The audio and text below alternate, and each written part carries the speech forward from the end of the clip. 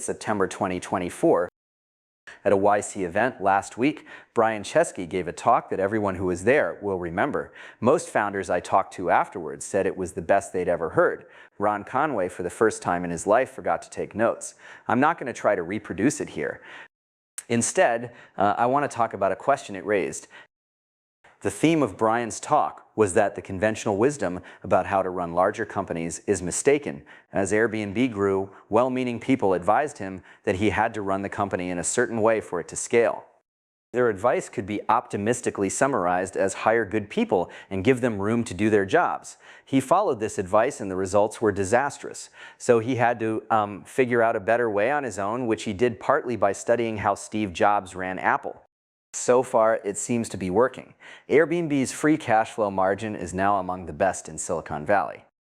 The audience at this event included a lot of the most successful founders we've funded, and one after another said that the same thing had happened to them. They'd been given the same advice about how to run their companies as they grew, but instead of helping their companies, it had damaged them. Why was everyone telling these founders the wrong thing? That was the big mystery to me.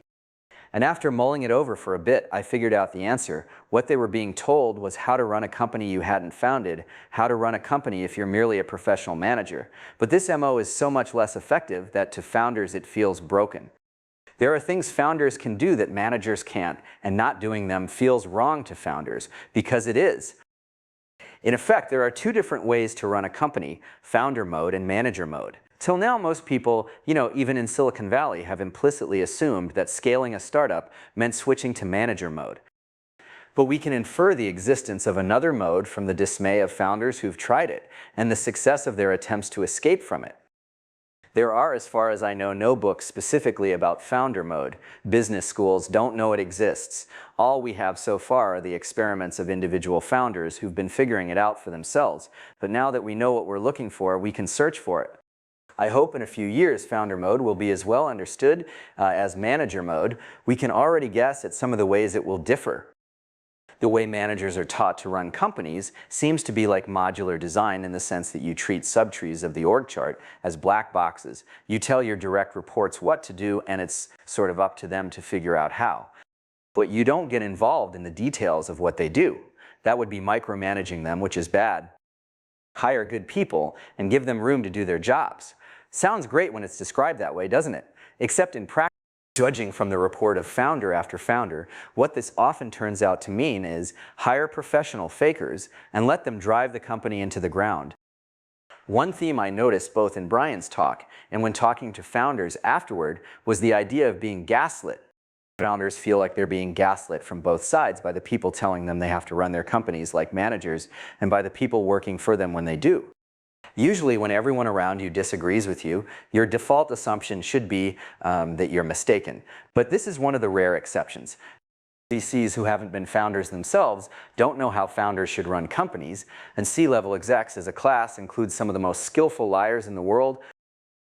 Whatever founder mode consists of, it's pretty clear that it's going to break the principle that the CEO should engage with the company only via his or her direct reports. Skip-level meetings will become the norm instead of a practice so unusual that there's a name for it. And once you abandon that constraint, there are a huge number of permutations to choose from. For example, Steve Jobs used to run an annual retreat for what he considered the 100 most important people at Apple, and these were not the 100 people highest on the org chart. Can you imagine the force of will it would take to do this at the average company? And yet imagine how useful such a thing could be. It could make a big company feel, like a startup. Steve presumably wouldn't have kept having these retreats if they didn't work. But I've never heard of another company doing this, so is it a good idea or a bad one? We still don't know. That's how little we know about founder mode. Obviously, founders can't keep running a 2,000-person company the way they ran it when it had 20. There's going to have to be some amount of delegation. Where the borders of autonomy end up and how sharp they are will probably vary from company to company. They'll even vary from time to time within the same company as managers earn trust. So founder mode will be more complicated than manager mode, but it will also work better. We already know that from the examples of individual founders groping their way toward it. Indeed, another prediction I'll make about founder mode is that once we figure out what it is, we'll find that a number of individual founders were already most of the way there, except that in doing what they did, they were regarded by many as eccentric or worse. Curiously enough, it's an encouraging thought that we still know so little about founder mode. Look at what founders have achieved already, and yet they've achieved this against a headwind of bad advice. Imagine what they'll do once we can tell them how to run their companies like Steve Jobs instead of John Scully.